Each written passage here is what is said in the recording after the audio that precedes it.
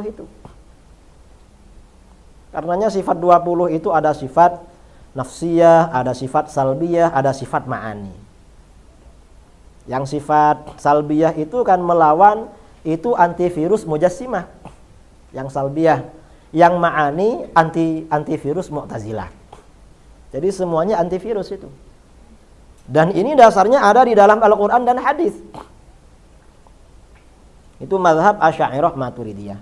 Jadi tidak membuat-buat mazhab baru. Karenanya mayoritas ahli hadis itu mazhabnya Asy'ariyah. Tis'un fil mi'ah. 90% ahli hadis mazhabnya Asy'ariyah. Karenanya Asy'ari pakai dalil Al-Qur'an dan hadis pasti kuat. Mufassirun mayoritas juga Asy'ariyah Maturidiyah. Kita ini mayoritas. Apa saja kita ini pasti Al-Qur'an dan hadis. Adapun kelompok-kelompok di luar kita, Syiah ya tidak mengikuti ajaran Nabi karena Syiah tidak mau hadis-hadis Nabi. Tidak pakai hadis. Yang dipakai itu adalah aqwal muzawwarah ala lisan a'immatu ahlil bait. Jadi ucapan-ucapan yang dipalsu atas nama para imam ahlul bait. Karenanya di dalam kitab Al-Kafi, kitab Tahdzibul Ahkam, Istibsar, dan kitab-kitab Syiah yang lain yang banyak bukan hadis Nabi, tetapi mansub muzawwar kepada Imam Ja'far Shadiq itu. Jadi tidak ikut ajaran Nabi, apalagi ajaran sahabat, karena sahabat dikafirkan oleh Wahabi, oleh Syiah. Mu'tazilah juga begitu. Kemudian Khawarij juga begitu, takfir kepada para sahabat. Nah, kalau Wahabi bagaimana? Apakah Wahabi ini mengikuti ajaran Nabi dan ajaran para sahabat? Kita lihat ajaran pokok ya. Ajaran pokok Wahabi. Wahabi ini lahir, ajaran pokoknya kan satu. Mengkafirkan umat Islam di luar kelompoknya. Pertanyaannya, konsep mengkafirkan mayoriti umat Islam ini sesuai dengan ajaran Nabi apa tidak? Syekh Abdul Aziz bin Baz dalam kitabnya Majmu' Fatawa itu menegaskan mayoritas umat Islam kembali ke agama jahiliyah, terjerumus dalam berbagai macam syirik, tidak mengerti makna kalimat tauhid. Itu kata Syekh bin Baz. Nah, mengkafirkan mayoriti umat Islam ini sesuai enggak dengan ajaran Nabi? Jelas tidak sesuai. Mengapa tidak sesuai? Karena dalam hadis-hadis mayoritas umat Islam tidak akan syirik. Hadis riwayat Imam Muslim dari Sayyidina Uqbah bin Amir. Qala Rasulullah SAW, inni lastu akhsha alaikum an tusyriku ba'di. Sesungguhnya aku tidak khawatir kalian akan syirik sesudahku. Walakinni akhsha alaikumud dunya antanafasu fiha. Namun aku khawatir kalian akan rebutan dunia dan saling membunuh karenanya. Wa taqtatilu fatahliku kama halaka man kana qablakum. Dalam hadis lain, sa'altu rabbi alla yakfura ummati jumlatan fa'a'daniha. Aku berdoa kepada Allah agar umatku tidak kafir secara massal, secara mayoriti. Allah mengabulkan. Jadi bahwa mayoritas umat Islam ini tidak akan kafir sudah ada jaminan dari baginda Rasulullah SAW. Karenanya mentakfir umat Islam ini sangat bertentangan dengan ajaran Nabi. Lalu dengan ajaran sahabat, Wahabi ini juga bertentangan. Karena para sahabat mengajarkan istighatsah, tawassul, tabarruk, Wahabi mengkafirkan, mensyirikan istighatsah. Syekh Abdul Aziz bin Baz dalam Ta'liq Fathul Bari mengatakan annama fa'alahu hadzal rajul munkarun wa wasilatun ila syirki. Ini Bilal bin Al-Harits Al-Muzani. Karena beristighatsah oleh orang Wahabi disyirikan. Termasuk yang disyirikan oleh Wahabi Sayyidah Aisyah radhiyallahu anha karena menganjurkan tabarruk dengan makam Rasulullah sallallahu alaihi wasallam. Yang disepakati syirik oleh Wahabi Abdullah bin Umar radhiyallahu anhuma. Karena Abdullah bin Umar ini rajin bertabarruk dengan athar al-anbiya. Jadi tabarruk yang dilakukan oleh Abdullah bin Umar, oleh Ibnu Taimiyah dan orang-orang Wahabi sampai sekarang dianggap ajaran syirik. Ini sahabat. Karenanya menurut kita Wahabi tidak ikut ajaran sahabat. Karena para sahabat disyirikkan. Kita punya banyak data-data nama-nama sahabat yang sudah disyirikkan oleh Wahabi.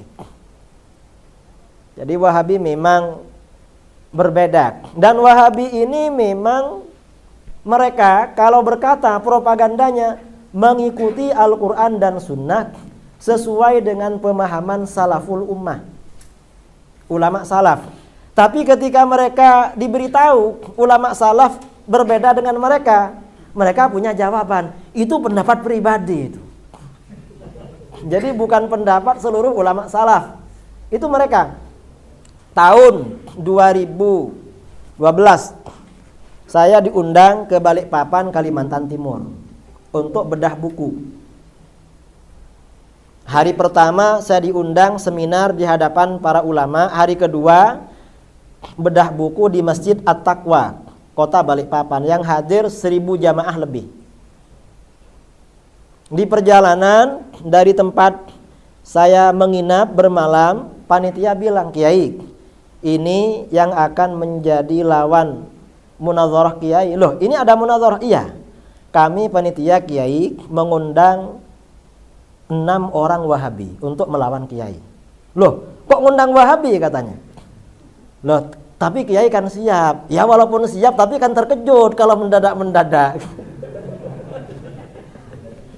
Ternyata sampai di tempat munazarah tidak ada yang hadir Wahabinya. Sudah terkejut malah tidak datang itu. Ada satu orang datang, cuma dia bersembunyi di antara jamaah. Ketemu oleh panitia, ditarik ke depan. Cuma munazarah dapat kira-kira 20 menit, pergi dia. Karena tidak tahan dengan hujjah Ahlussunnah wal Jamaah. Akhirnya setelah pulang, kira-kira dapat 2 bulan, 1 bulan atau 2 bulan, ada Wahabi chatting dengan saya melalui email. Dia bilang, "Assalamualaikum Ustaz." "Waalaikumsalam." "Ada apa?" "Ustaz, antum ini kapan mau bertaubat?" Jadi langsung marah-marah. "Loh, saya ini tobat tidak perlu disuruh kamu, tiap hari ya tobat." "Loh enggak, tapi antum ini kan tukang fitnah," katanya. "Antum, saya ini mulai tadi nonton video antum di Balikpapan. Antum ini pintar. 1.000 orang lebih bisa tertipu dengan antum." "Loh, masa saya penipu? Mana yang saya tipu?" "Lah itu, antum mengatakan bid'ah ada 2. Ada bid'ah hasanah, ada bid'ah sayyi'ah. Itu tidak benar itu. Yang namanya bid'ah semuanya dhalalah." Lalu saya jawab, "Itu kan kata kamu, bukan kata ulama. Kalau kata ulama ya bid'ah ada 2. Terus kata dia, "Tapi dalilnya kan tidak benar. Dalil bid'ah hasanah yang antum bawakan tidak ada yang benar." "Loh, mana? Dalil bid'ah hasanah saya yang salah mana? Seingat saya semua dalil yang saya gunakan semuanya hadis sahih, tidak ada yang dhaif. Coba kalau kamu bisa membuktikan satu dalil yang keliru dan saya salah semua, saya ikut kamu. Tapi kalau kamu yang salah, kamu harus ikut saya." Lalu kata dia, "Lah itu Ustaz, antum berdalil tentang bid'ah hasanah dengan penghimpunan Al-Quran pada masa Khalifah Abu Bakar. Itu tak benar itu, karena itu sunnah." Akhirnya BlackBerry handphone saya sambungkan ke laptop, hadis tentang jam'ul Quran saya ketik. Nah, kalau kamu tidak percaya berarti kamu tidak pernah baca hadis ini nih. Qala Umar, "Inni la ara an tajma'al Qur'an." Abu Bakar, saya berpendapat kalau kamu bagaimana menghimpun Al-Quran. Faqala Abu Bakar berkata, "Kaifa af'alu syai'an lam yaf'aluhu Rasulullah sallallahu alaihi wasallam." Bagaimana saya akan melakukan sesuatu yang belum pernah dikerjakan oleh Rasulullah? Berarti bid'ah. Lalu kata Umar, "Huwa wallahi khair." Demi Allah ini baik, berarti hasanah. Lalu keduanya sepakat, karena sepakat jemput Zaid bin Thabit. Setelah Zaid bin Thabit ditugaskan menghimpun Al-Quran, kata Zaid, "Kaifa taf'alani syai'an lam yaf'alhu Rasulullah sallallahu alaihi wasallam." Bagaimana Anda berdua, tuan berdua akan melakukan sesuatu yang belum pernah dilakukan oleh Rasulullah sallallahu alaihi wasallam. Lalu kata Abu Bakar dan Umar, huwa wallahi khair. Demi Allah ini baik. Lalu Zaid menghimpun Al-Quran. Berarti kalau begitu, penghimpunan Al-Quran adalah bid'ah hasanah berdasarkan kesepakatan Abu Bakar, Umar, Utsman, dan Zaid. Para sahabat juga setuju. Lalu kata dia bagaimana? Kata yang Wahabi, itu pendapat pribadi Abu Bakar dan Umar.